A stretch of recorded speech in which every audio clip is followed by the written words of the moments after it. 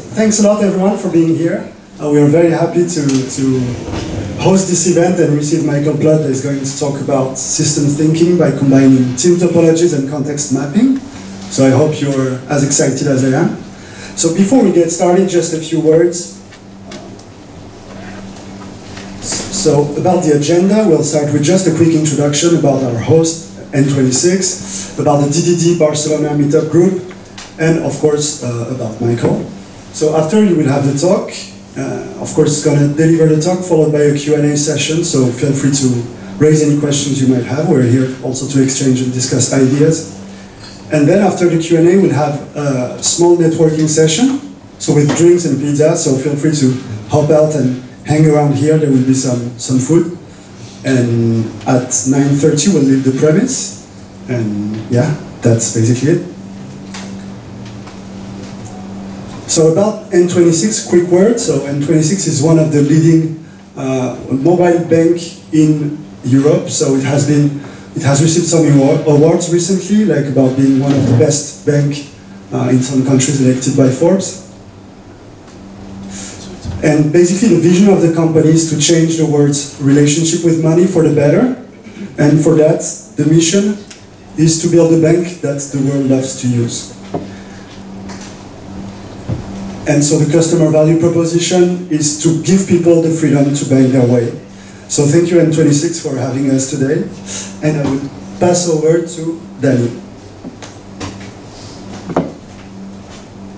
Thank you very much, Younès, and all your colleagues at N26 for arranging this meetup and hosting the event. The only thing I'd like to say about myself is that I created the DDD BCN meetup group so that anyone interested in DDD, no matter his level of experience, could have a place to talk, discuss, learn, and network with other people enthusiastic about DDD. In case you would like to join in a future meetup, we have 4 kinds of sessions. If you are interested in one of them, you could reach me and we will try to plan it in a future event. These are our channels. You could follow our activity on Twitter, Facebook, Instagram, or LinkedIn.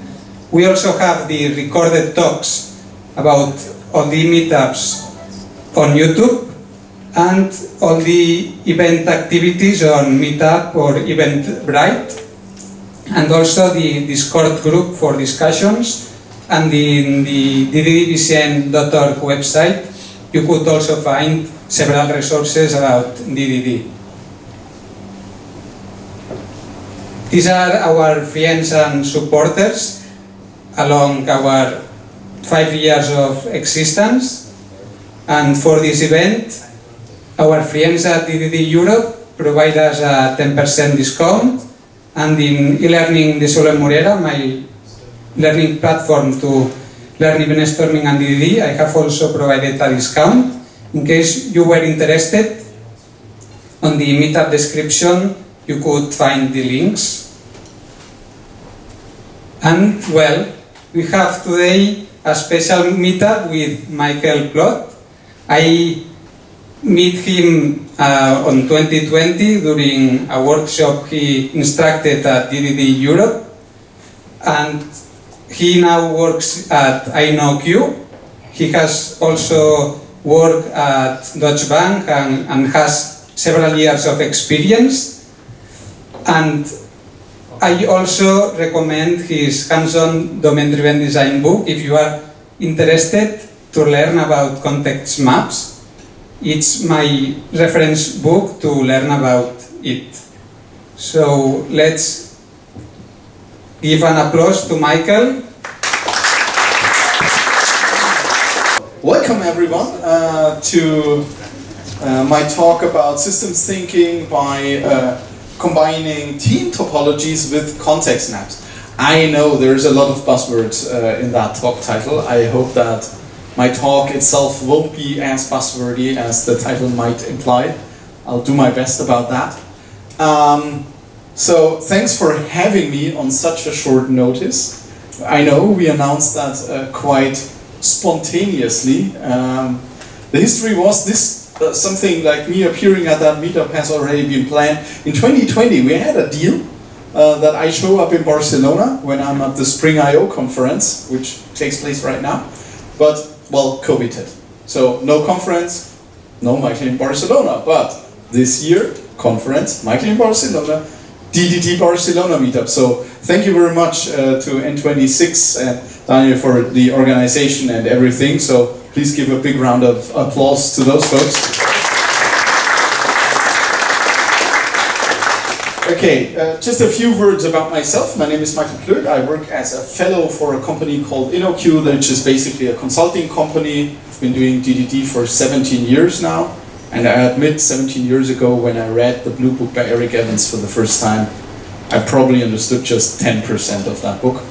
It was a tough challenge for me back in the days, but I think now I understand a little bit more about that. And recently I've also dug quite a bit into this Team Topologies rabbit hole and came to the idea, well, the Team Topologies folks sometimes talk a lot about bounded context as a fracture plane for team boundaries, but there is actually more if we dig into those relationships by Team Topologies, and that can be combined with the ideas of context mapping in order to get a really holistic view about a socio-technical system. Now, please give me a quick hands. Who knows about context mapping in DDD? Okay, okay. Who knows about Team Topologies? Yeah, quite a few folks. Who knows nothing about these things? That's okay too. Okay, I'll do your best. I do my best to address every group. So, in order to do that, let's take a step back. What I found quite interesting in the introduction by N26 was that you mentioned the value proposition of the bank, of the product to the customers. Now, one thing is that we should ask the question, how can we maximize the value exchange with the customer in a continuous fashion at a high velocity? I mean, I assume there are quite a few folks who are in a software engineering role, who are in a software architect role, or product owners, or something like that, in that way. And we're not doing that just for the sake of churning out software to production. Yeah? Basically, we're here to create value for customers. So why do customers pay us? Because we provide a certain degree of value to them. If we stop providing value to the customer, we may run into trouble. And so a very important thing is that this should happen at a continuous fashion, because markets obviously change, preferences change. We keep on learning stuff, basically about our customers, about the product, about preferences, and so on. And there has been, in my eyes, quite an interesting book called Accelerate. Who heard about that book? A lot of folks, yeah. So those who haven't heard about that book, the interesting part of that book is that it talks about, it's not written from the perspective of personal experience of the authors. Yeah, the book is about the result of a very renowned scientific research about IT delivery organizations. So what they analyzed is, are there patterns on an organizational, architectural, cultural, and so on, whatever level, that high-performing IT delivery organizations commonly do. Yeah, and they derived one learning, that most of these organizations have a loosely coupled software architecture. I mean, that's not very surprising. And an organizational structure that matches that architecture. So basically, some basic ideas here. Yeah, the domain-driven design world heavily talks about aligning software architecture or modules in software, most of the time bounded context, to business domains. Yeah, so that's what we do from a DDD perspective, or mostly do from a domain-driven design perspective. Now, the Team Topologies folks, they heavily promote the idea that we should align our software to team boundaries. So, to be honest, in the last, I would say, 2 to 3 years, I would guess 80% of the domain-driven design workshops that I did with customers as a consultant were aimed at finding good boundaries for cross-functional teams. And we used domain-driven design methods for that, yeah, like the DDD starter modeling process from the DDD crew, event stormings, and so on. So basically, we wanted to identify what teams do we need, what architecture do we want.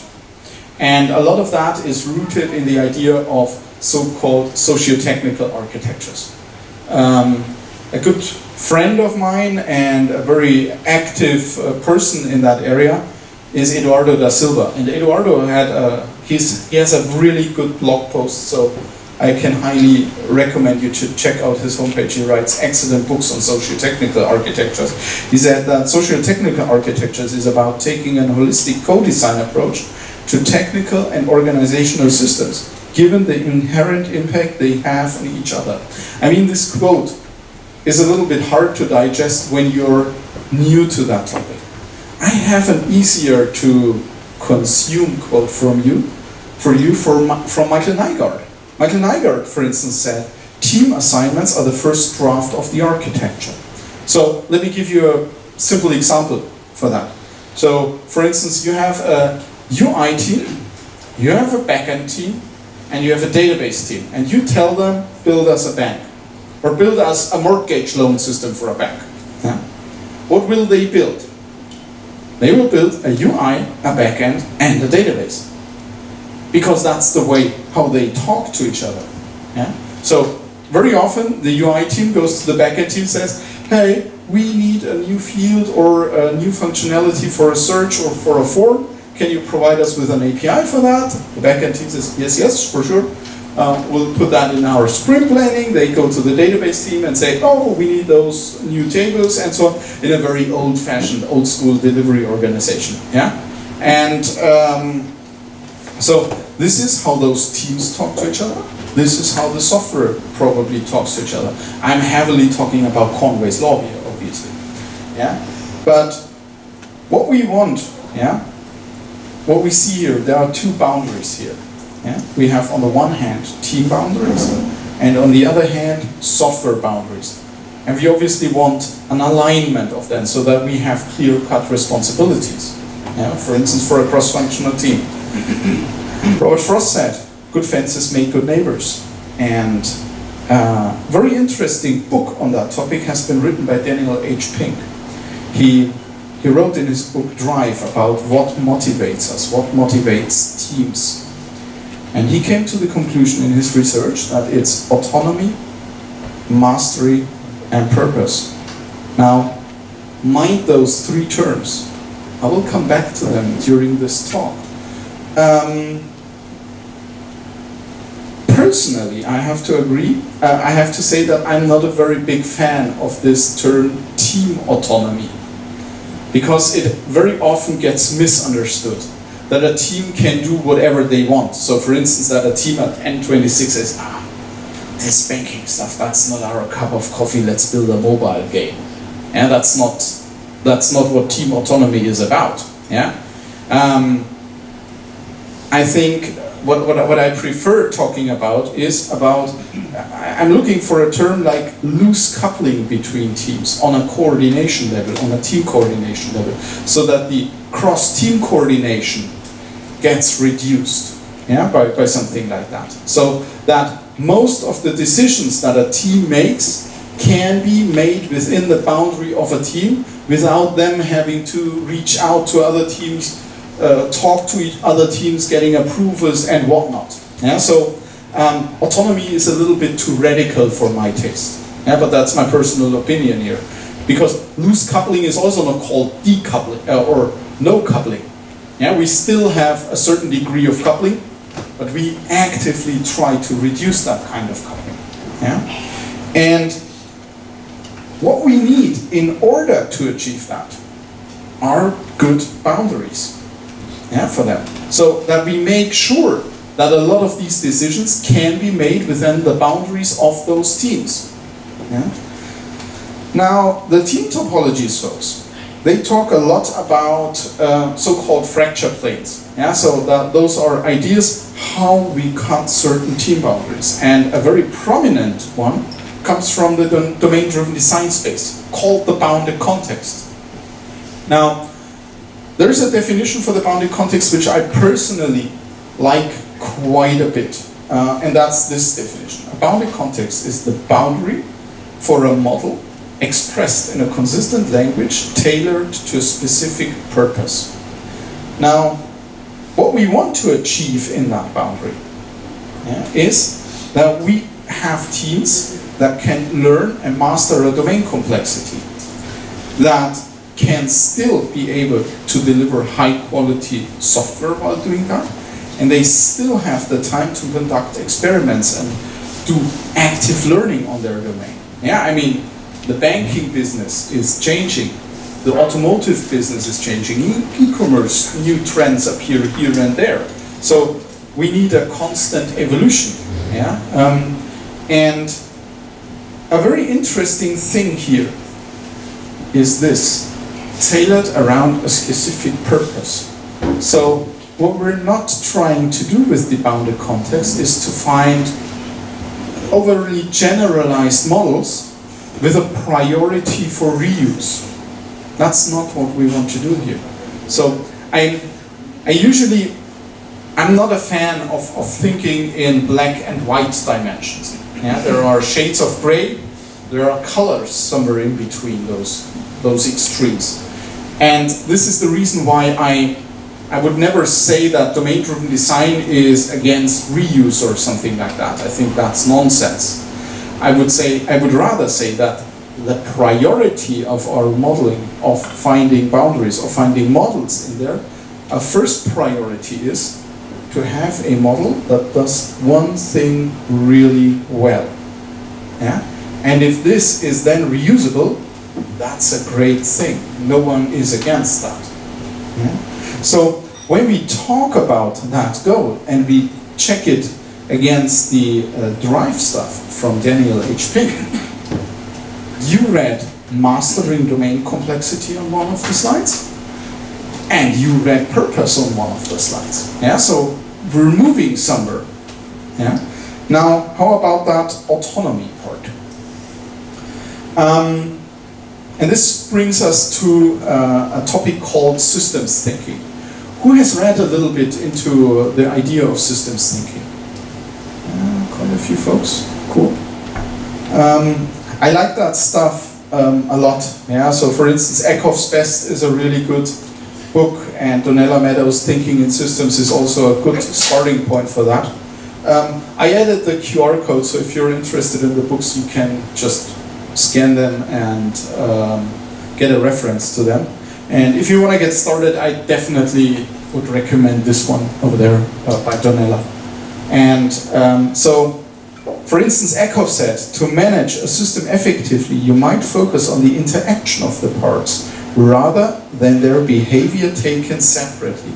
So, when we think about team autonomy, what we want to achieve is a reduction of the interaction of the parts on a collaboration level.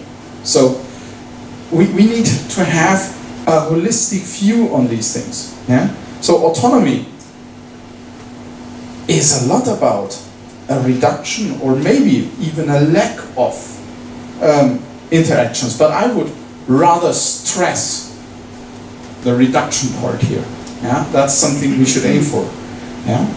And in order to achieve that, yeah, and a good idea is to align team and software boundaries along domain boundaries so that most of the decisions can stay within that boundary.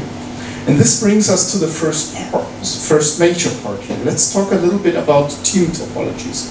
Team Topologies is a book which has been written by Matthew Skelton and Manuel Pace. I think the Team Topologies book came out 3 years ago, 4 years ago, roughly, yeah, approximately. And so this quote from the book, an architect should be thinking which team interaction modes are appropriate for these two teams. What kind of communication do we need between these two parts of the system, between these two teams? Probably sets the agenda pretty straight. Yeah? So it's, again, a strong focus about interaction of parts, in this case, of teams. And the team topologies, I always call team topologies a thin, thick book. A book which is thin, but thick in content. Yeah, so there's quite a bit of stuff in there. Yeah, it's not a 600 pager, it's, I think, 200, 230 pages or something, with many illustrations. And I think this is a very accessible book as well, yeah, for many people. And the first fundamental thing in terms of team topologies are the team types or the topologies that they have. So they define 4 types of teams: complicated subsystem teams, stream-aligned teams, platform teams, and the enabling teams. A very strong focus in the team topology space are actually the stream-aligned teams. Yeah? They are tailored around a business area or an organizational capability. And a lot of the team topology stuff has a strong focus in making these teams fast in their delivery. Yeah? So we mind the cognitive load that these teams have. So what does that mean? Is the complexity overwhelming for the team or not? Hopefully not, obviously. Are they able to learn and master the domain complexity? Yeah? Are they able to conduct experiments to deliver software in them? Maybe you're thinking, hey, I heard that again. Wasn't that something as a goal for the bounded context? Yes. So very often we're cutting stream-aligned teams along DDD bounded context. That's something that's very often happening. Yeah? Especially in those domains which are very strategic to your business. So in domain-driven design speak, in core domains. Yeah? We very often see stream-aligned teams here. Teams that work on parts of the system which are highly differentiating and where we want to keep up that differentiation on the market in terms of the value proposition. Now, all the other team types are very often targeted to lower the cognitive load of those stream-aligned teams. The complicated subsystem team, however, is a little bit of a special one. This is a team type that is targeted at an area where we need a specialist knowledge which is very hard to find on the market, which is very rare in the market. Yeah? So this is not a skill set that you can easily hire by posting some stuff on LinkedIn. I mean, hiring IT folks is hard nowadays, even nowadays. But there are still certain areas where it's even harder. Think about automated driving capabilities for cars. And no one wants that I implement something like that because the car would, I don't know if it would even drive. It would probably better if I kill off the engine right away with my code, because otherwise that car will do pretty stupid things. Yeah? So there's a lot of specialist knowledge needed for that. Yeah? This is something that we put in a complicated subsystem team. But please don't fall into the complexity trap here. I very often see organizations that say, oh, in our organization, everything is super complex. So we just go for complicated subsystem teams and that's it. Yeah, that would be a little bit cheap. The platform team is a team type which has gotten quite of an attention recently, especially in the DevOps community. So, but this is also a little bit dangerous. What is a platform team? The aim of the platform team is to explicitly lower the cognitive load of the stream-aligned teams by providing them with a self-service capable platform for certain functionality. Those can be CI/CD platforms, stuff like cloud platforms, stuff like, but also software as a service platforms. So for instance, for many functionalities, I often treat Google Maps, the Google Maps API, as a platform. Yeah? For routing, point of interest information, maps, and whatever.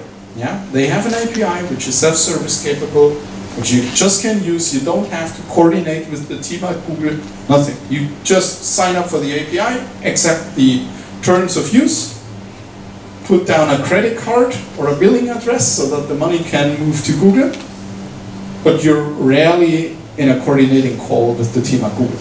Yeah? Because I think that wouldn't scale for Google if that would be the case.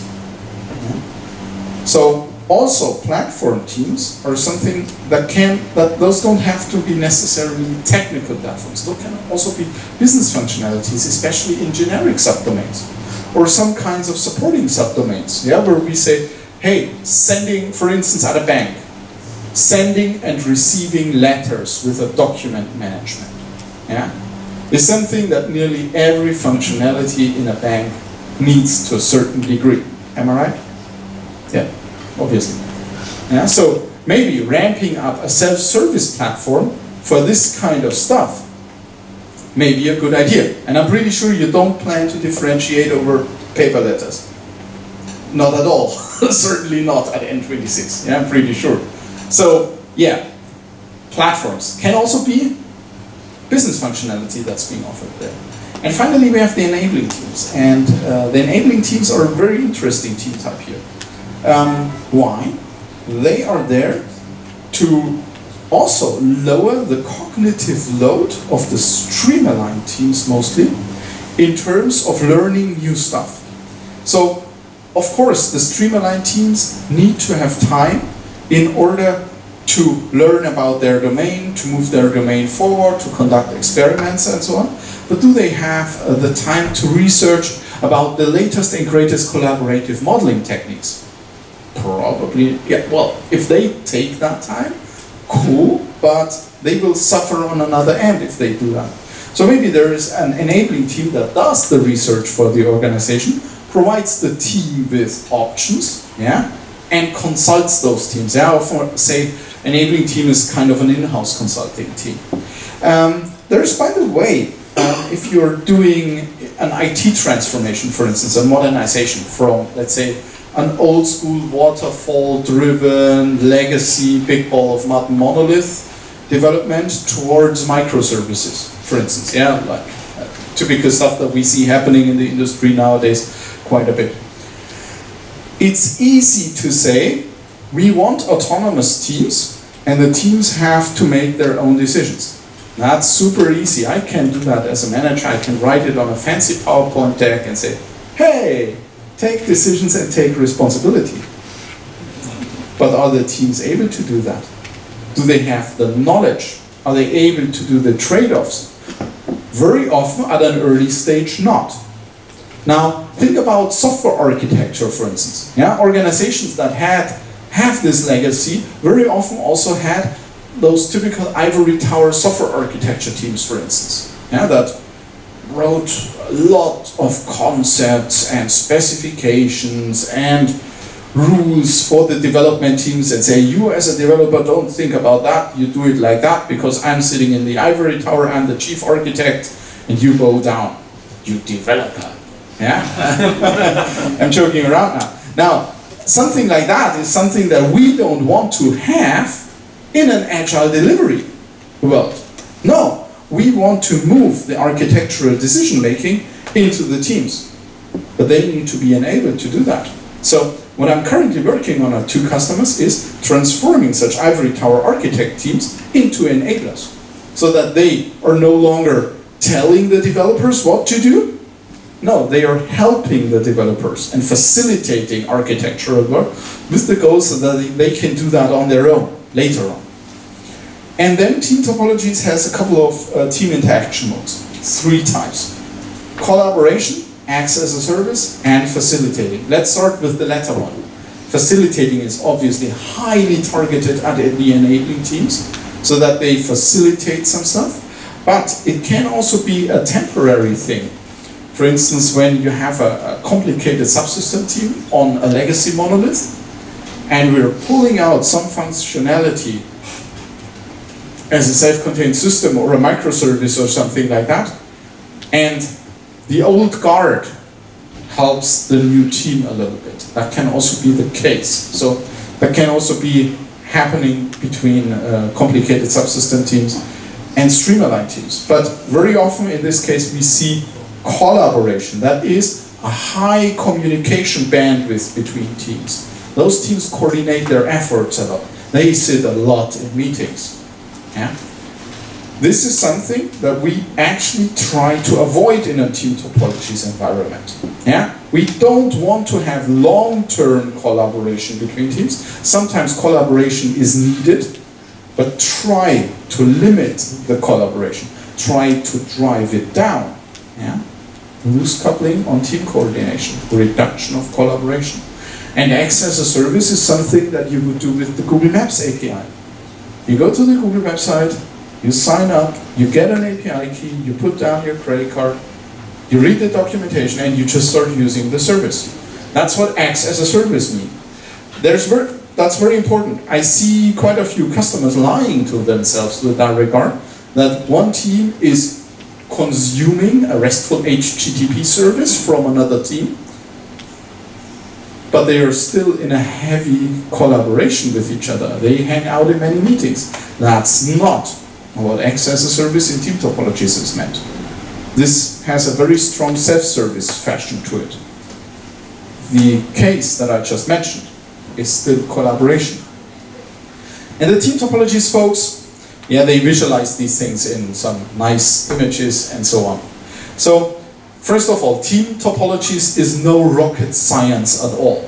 Yeah, that's not very complicated and complex stuff. It may be even easy. I saw some folks who were laughing a little bit about that. Well, that's a little bit superficial, that's not rocket science and so on. That's true. But the big thing about that is that Matthew and Manuel added a terminology for certain things.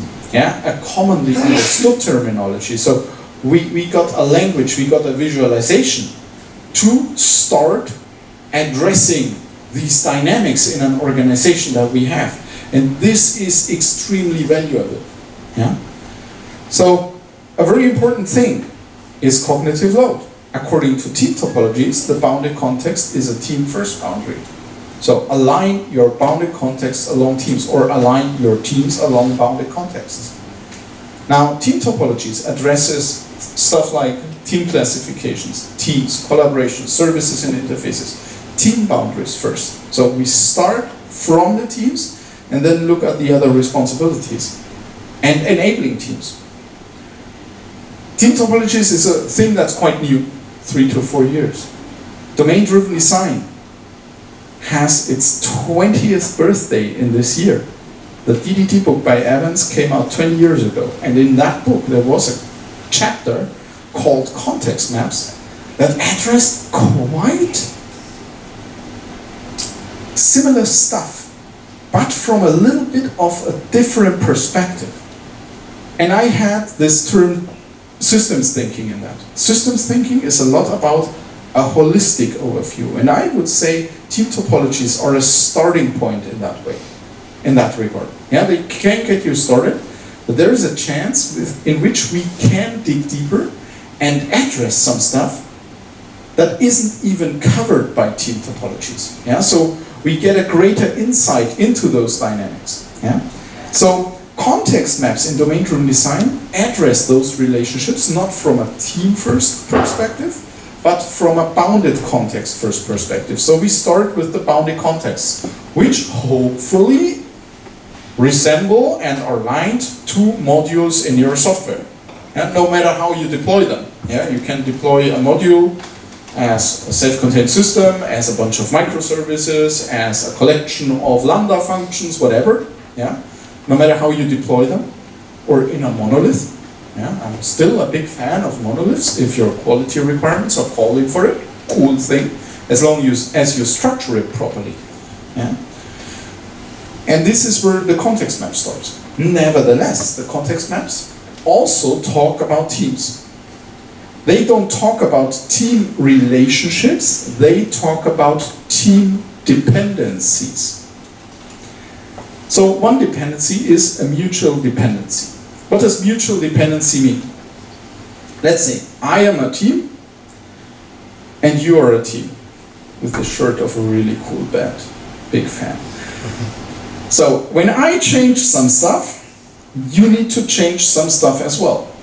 When you change some stuff, I need to change some stuff as well. So we need to coordinate our efforts. So a mutual dependency from context maps leads to collaboration in the team topology space. Yeah, we need to collaborate. We need to sit together a lot. Yeah. The other extreme are teams which are free. Think about the calendar teams of Apple, Google, and Microsoft. We don't have a global calendar software release day, don't we? No. Nevertheless, they can drive their own agenda. But I can still send an invite from an Apple iCloud calendar to Google, to Microsoft, and so on. So these teams are free. They are decoupled, so to say. No least coupling, decoupled. And then we have upstream-downstream relationship. Yeah. Now I go into a team relationship with you. When I change some stuff, you have to change some stuff as well. But when you change some stuff, I just don't care. It doesn't affect me. So I am in a more powerful position than you as a team. Or how Eric Evans can be quoted from his book, sometimes the downstream team is helpless at the mercy of the supplier, a typical Eric Evans sentence. Yeah? Now, the context map then goes deeper. So think about that. Team Topologies knows 4 team types and 3 team interaction modes, combined with many, many ideas which are also very, very valuable. Yeah? The context map, but then has 9 patterns to dig deep into those relationships.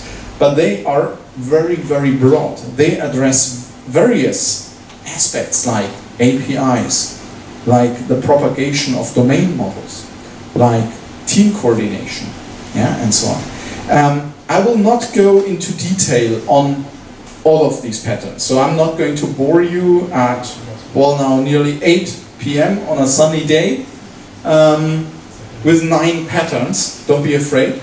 I'll just pick out a few of them. But if you want to dig deeper, there is an effort on GitHub called Context Mapping Cheat Sheet. And I would like to point you to that GitHub repository called DDD Crew. This is a community effort by the whole DDD community. Everything published there is Creative Commons, so basically open source. I admit I'm a part of those folks who are publishing stuff there. But this is a great community spirit, so there's many folks contributing to that. And we have published a cheat sheet with all of the context mapping patterns, with visualization ideas, definitions, and also a Miro board backup. So if you want to start visualizing context maps, download the Miro board backup, and you're good to go. Yeah? I know I procrastinated that successfully. We should post it to Miroverse sometime, but that needs to happen. Yeah? So, as I said, I'll just mention a few of those patterns. One of those patterns is the open host service.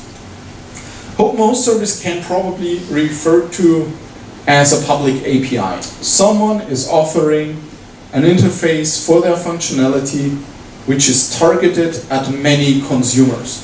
Think about the Google Maps API, a typical open host service. Do you folks have a banking API for banking clients or something, or do you just work with your own app? Okay. N26, do you have an API for others to integrate with, or? We have open banking. Pardon? Open banking. Open banking. Yeah, but it's not really. Okay. Yeah. Yeah. Okay. But there's newer banks that are mainly driven by APIs, for instance. Yeah. So what they offer is open host services, basically. So you can see that as an API, a public API. The team providing the open host service is in 98% always upstream. So if you're new to that, and you identify an open host service and you say that's an upstream team, you probably made the right decision. Usually, the open host service being on the downstream involves a very strict and powerful regulator.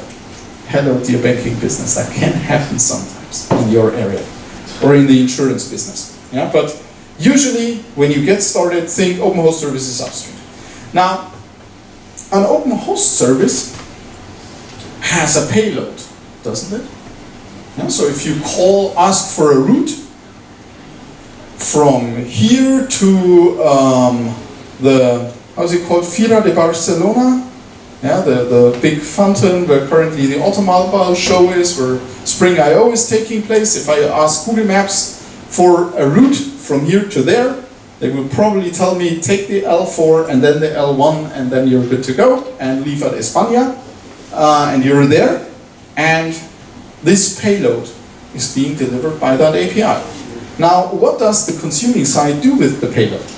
So one thing is they can build an anti-corruption layer. Yeah, let's take an example. We have a credit sales funnel for mortgage loans, and we have a scoring engine.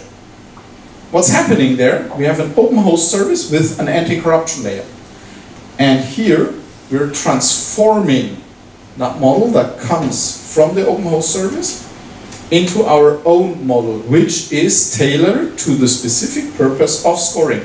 Mind the bounded context definition. Yeah, so we have a looser coupling, as opposed to the conformist, where we just take the external model and pull it in.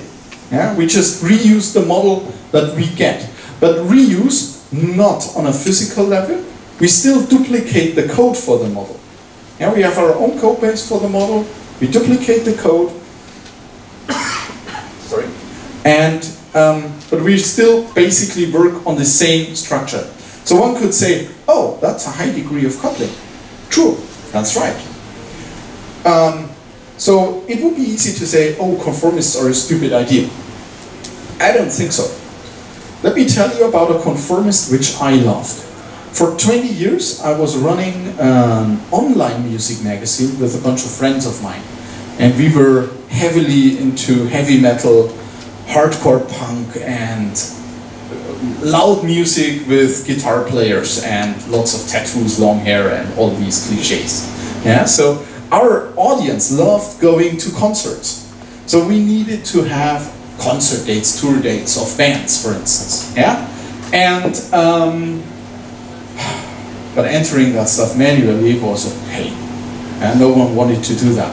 Writing a record review and getting a free record in exchange was more exciting than dangling in concert dates. Yeah, so I found an API to do that. Last.fm had a great API, an open host service. And I looked at their model and I thought, wow, that's pretty decent. Yeah, they have a good description for tours, for festivals, for one-off shows, and so on. So I built a conformist for that. And that conformist was awesome. It just worked. It was fast to implement until the day that Last.fm just killed off the API. So I was stuck with the Last.fm model as my model because I was a conformist. So we went to Bands in Town, a different open host service. What did we do? We built an anti-corruption layer and translated that model into our model. Would I build the conformist again? Absolutely. It was easy. It was absolutely the right decision to do. An even harder coupling is something that you have on a shared kernel, where you go ahead and couple on a physical level. So we no longer have different code bases for that model. No, we share the same artifact, a shared jar file, a shared database scheme or something like that. Shared kernel is a high degree of coupling. And teams that have a shared kernel do need to have a partnership.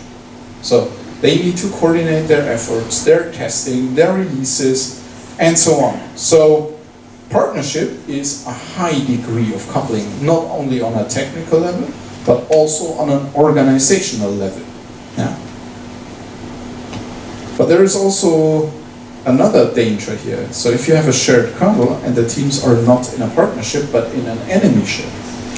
I've seen that at a bank. There were two external software delivery companies working for that bank. And there was a big contract to be won, which was ranged in the millions of euros. One team, and those teams shared a shared kernel as a Java module together. Each team had commit rights to that shared kernel, and suddenly strange things started to happen. So during a sprint review, The application always crashed, crazy exceptions came up. What did they find out? That there was a strange commit at 4 a.m. in the morning by the other team, who sabotaged the other team on the shared kernel to make them look bad at the customer. So this was the place or the time where the shared kernel became toxic. Yeah? So urgently get rid of the shared kernel and get rid of the team that sabotages the other team as well, obviously. Yeah? But mind, there's a danger associated with that. Yeah? I'm not a big fan of shared kernels, to be honest. Yeah? Now, if you think about, let's say we talk about mortgage loans. Yeah? Filling out a form for applying for a mortgage loan is no fun at all. It's a complex form. Usually 4 pages. The bank asks you for everything. Now, who do you think is responsible for the complexity of that form? The team that is responsible for the application form, or the team that runs the scoring engine? Risk management, yes. Because they tell, hey, in order to assess the credit risk, we need to go ahead and have those informations so that we can calculate a credit risk based on that. Those teams are in a customer-supplier relationship. Usually the downstream team is helpless, as I said. Yeah? They have no influence. But with the customer-supplier relationship, we give them a little bit of that influence. Yeah? So the downstream team can go to the upstream team and say, hey, we know you're very powerful, but we need this. And they are allowed to raise that request. In many organizations that I'm working for, this is a Wild West governance. Yeah? This is like everyone can wish everything from everyone else. So this is rather uncoordinated. The customer-supplier relationship brings a little bit of an order, yeah, into this stuff. And with context maps, we can visualize various perspectives. Yeah? This is way more complex than the team topology stuff. So we can go ahead and we can visualize call relationships. So I'm calling an API from you. I'm consuming events from you. We can have a first look at team relationships. Who is it? Mutually dependent, free, upstream, downstream.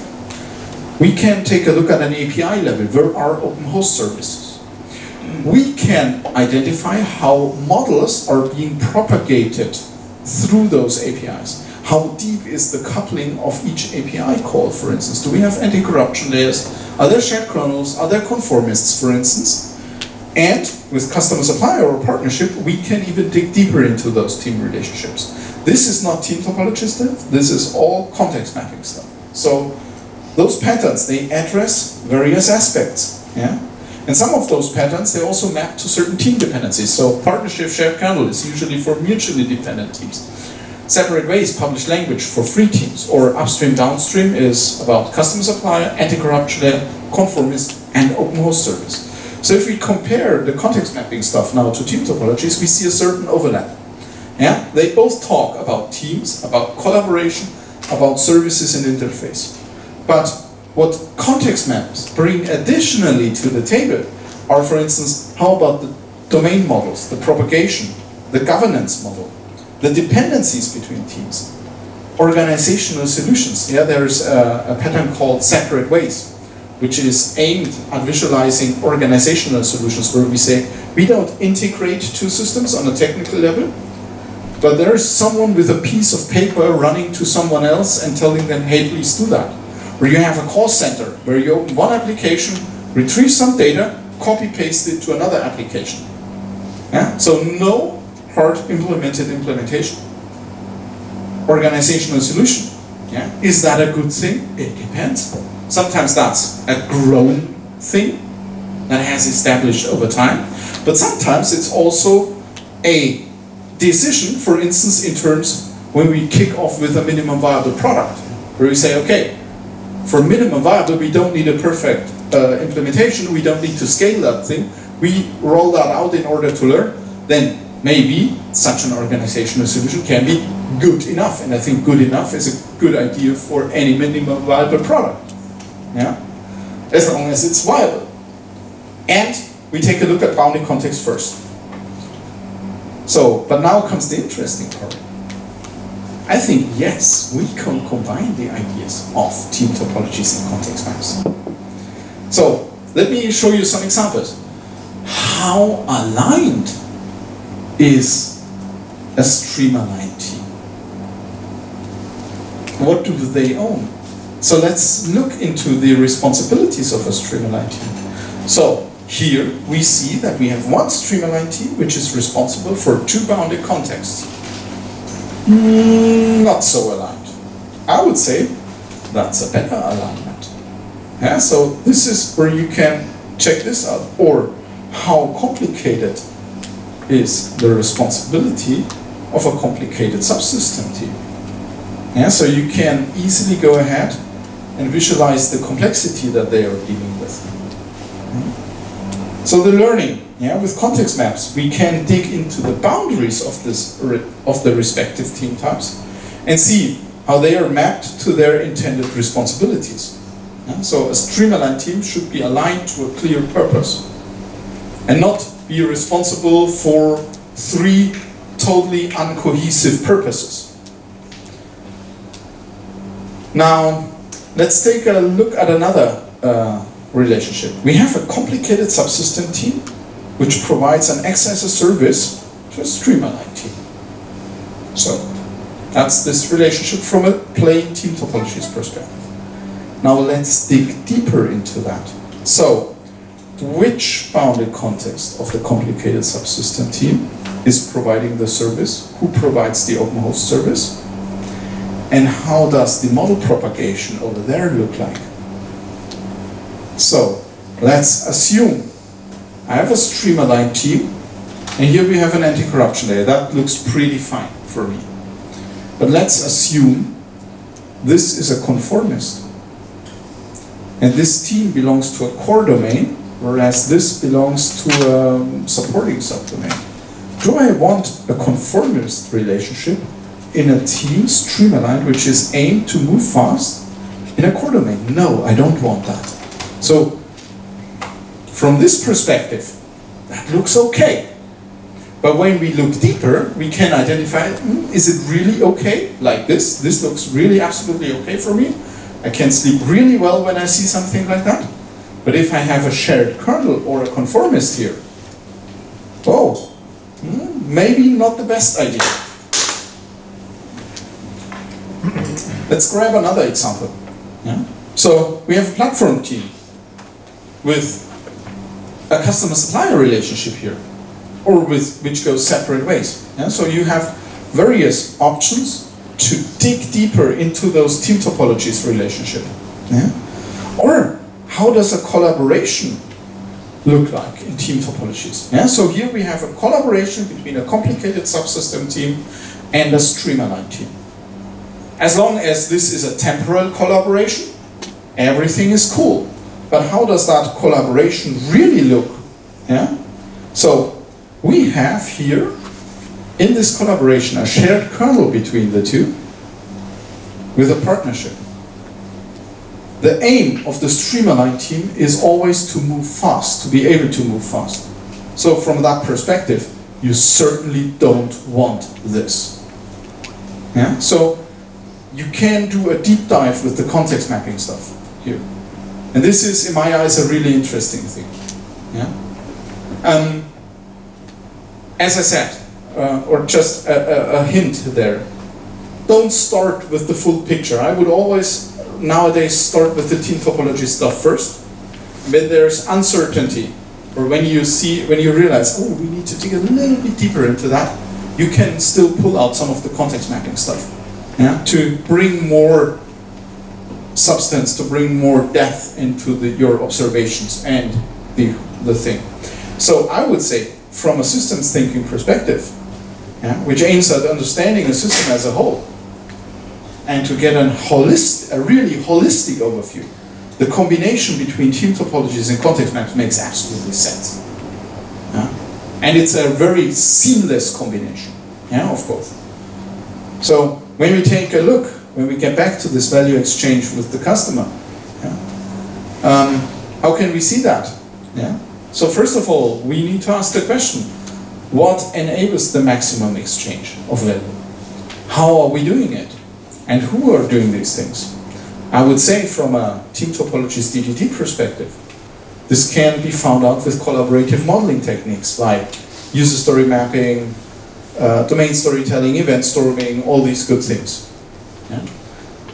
How are we doing this? Is the alignment between tech, architecture, and domains. I think bounded context play a key role in there. And who is doing this is being addressed by team topologies and context maps. So those are all puzzle pieces that nicely fit together in my eyes. Yeah? So my hint for you is start experimenting for that. This is not a silver bullet. Yeah? So this will not solve all your problems with a magic wand. Like boom, boom, boom, boom. Nice, problem solved. No. This is a way that you can start discussing things and weighing in and out of certain options. Yeah? So please don't treat this as the holy grail of socio-technical systems or something. This is just another idea, just another tool, just another methodology with its pros and cons. Yeah? I like that. I made some good experiences with that. Did I make good experience all the time? No, certainly not. But fair enough. Yeah? Each organization is different. So it's just another tool in your toolbox. Yeah? Right, that's it from my side. I would say thank you very much for having me. Who's interested in my DDD book? There is a voucher for you folks if you're interested in that. And so, are there any questions, or I would say let's head over to the Q&A phase. Well, firstly, thanks for a very interesting presentation. Thank you. So my question is, you talked about both the team topologies and also the context map, but what would be the sequence here in the discovery phase? Let's say first, I assume first the bounded context needs to be discovered and then the team topologies, or is there any relation in that sense? I have a very unsatisfying answer for you, and that question is it depends. But I will elaborate on what it depends. I think it elaborates on your starting points. It depends on your starting point. So sometimes you already have discovered bounded context and you have some ideas for team boundaries. Then I would start there. Yeah? Sometimes you have team boundaries and existing software. And so there, in this case, I would just treat the modules in that software as bounded context types. Yeah? Being very well aware that they may not be bounded context in the DDD space, so I just switch from bounded context to module, and I just call it a module. Yeah? And good enough, yeah, to get a discussion started, and then we start shaping those edges. I would say start wherever you are. And usually you know very well where you are. And I think the starting point for that really varies, and there is no better or worse starting point in my eyes. Yeah? I mean, I think both of these ideas, team topologies and context maps, give you a lot of flexibility in the way that you do things, and so that you can adapt it to your starting point. And also don't stick I mean, there are definitions for things, yeah, but I see those not as pattern definitions, but as heuristics. I treat them as heuristics, and from there you can get a discussion ongoing and sharpen things later on in the process. Yeah? Okay. Cool, thank you. Hi, thank you very much. So, I noticed that it's often the case when organizations want to add more developers to run faster. And what happens is that multiple teams work on one bounded context. Mm-hmm. It can be, it can be presented in a different way, mm-hmm. By introducing fake bounded context, but in reality, those multiple teams work on the same bounded context, and they have no other choice but collaborate very actively with each other.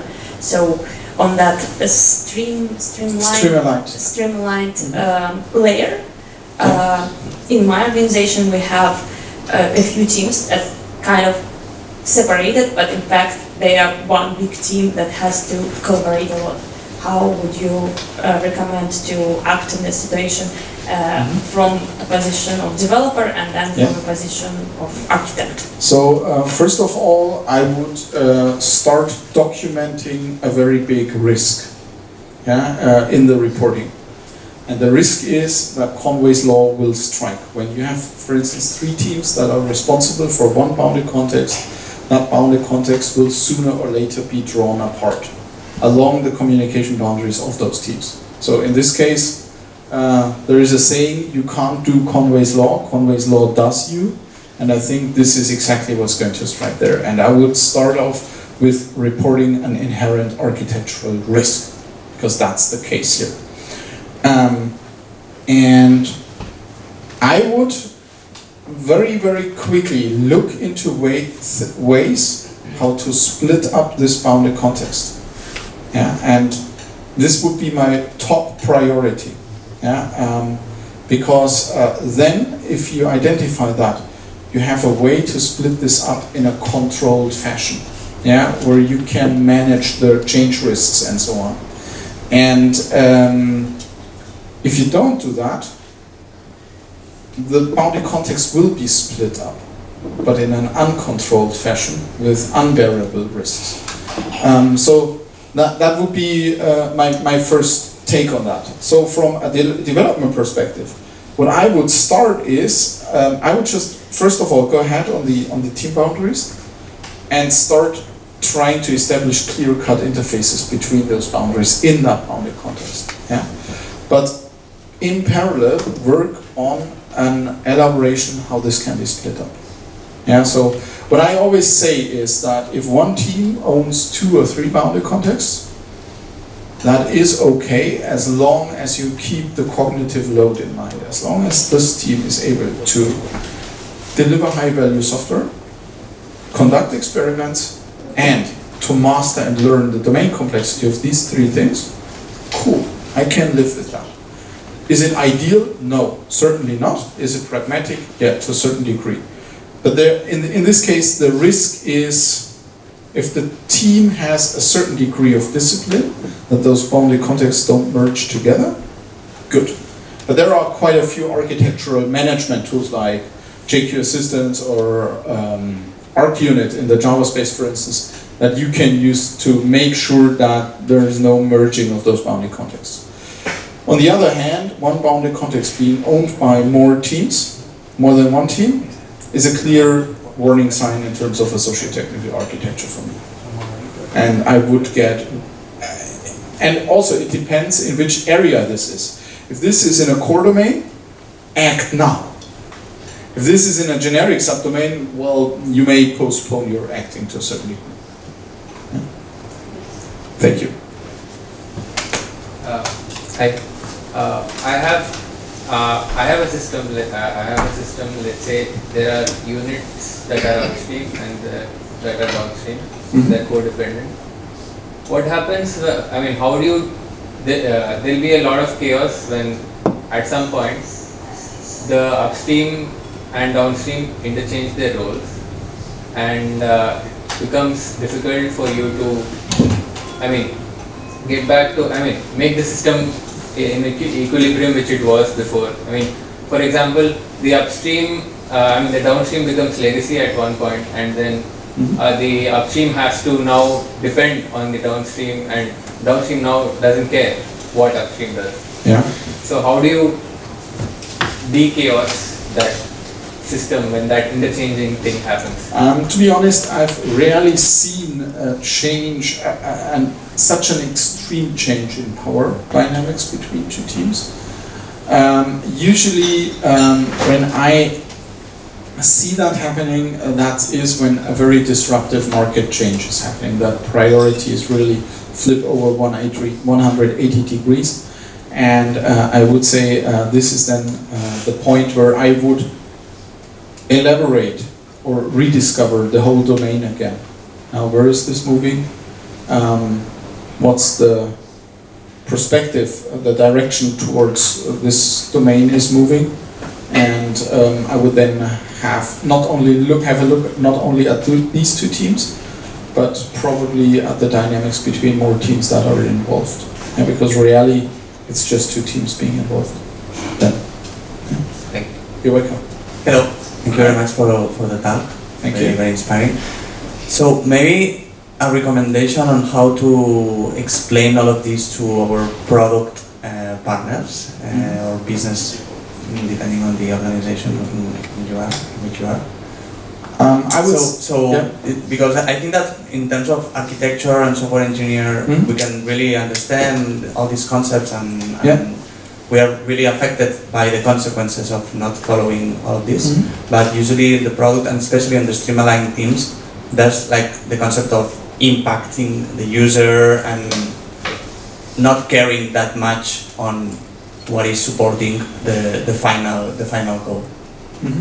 So my hint for that is I think I would start with Team Topologies first, and because this is a rather easy entry, and then occasionally use some of the context mapping stuff if you need it. But my recommendation clearly is to start with Team Topologies because it's very accessible also for many non-technical folks, whereas the context mapping stuff is rather heavily targeted towards more technical folks.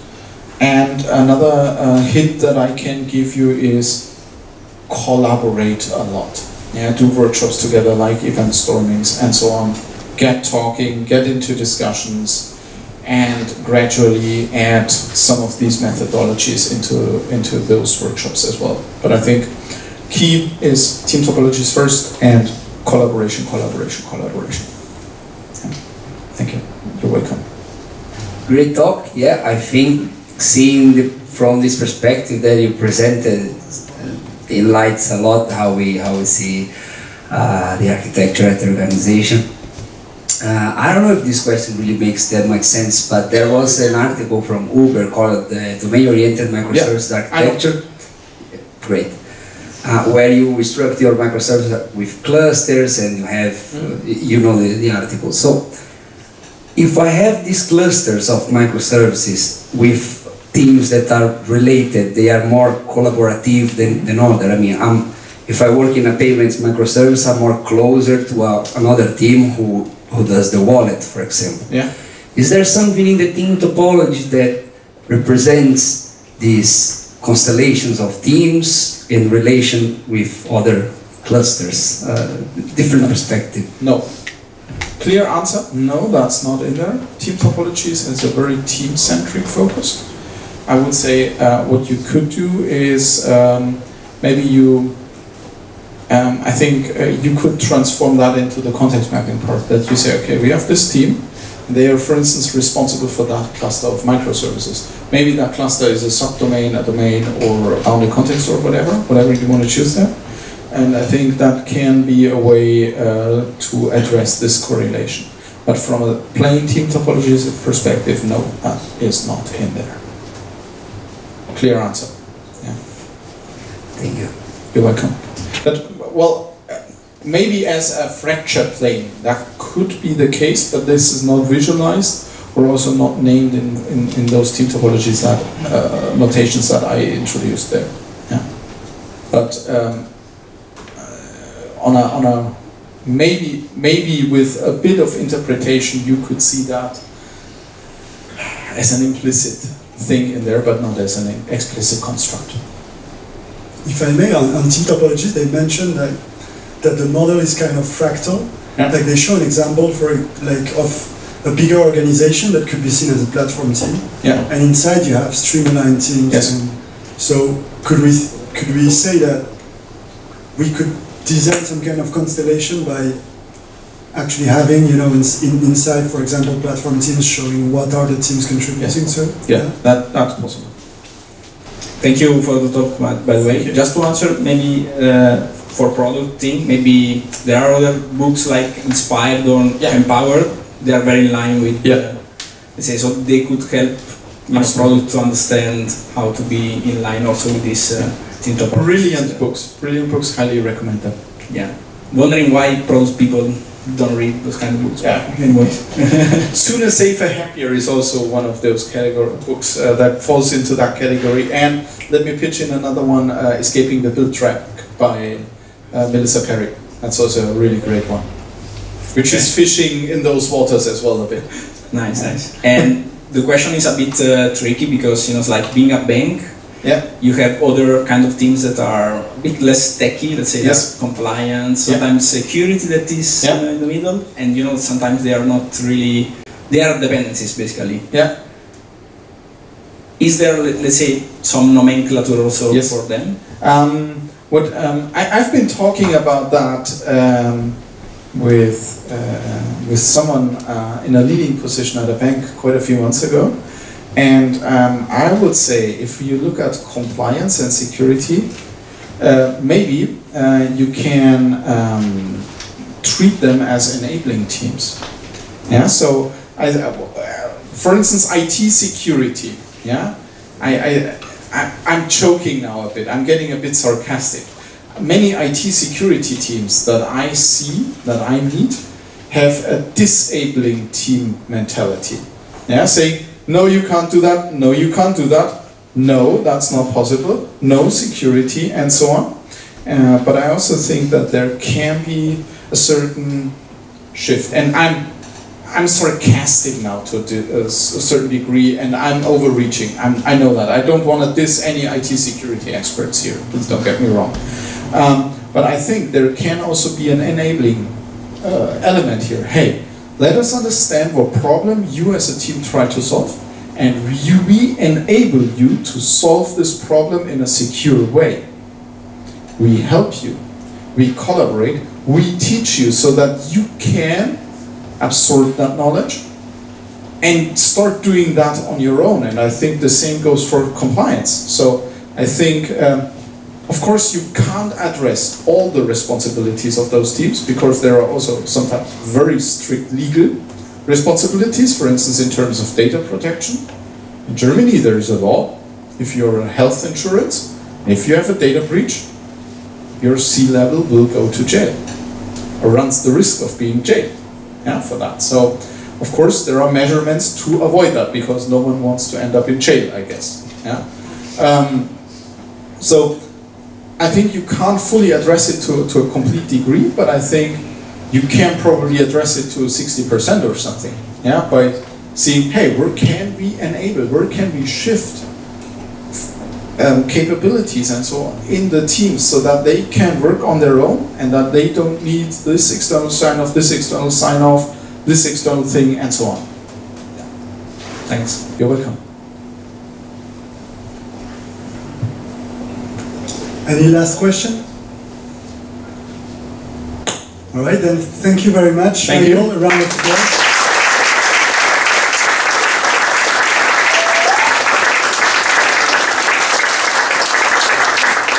Thanks for having me.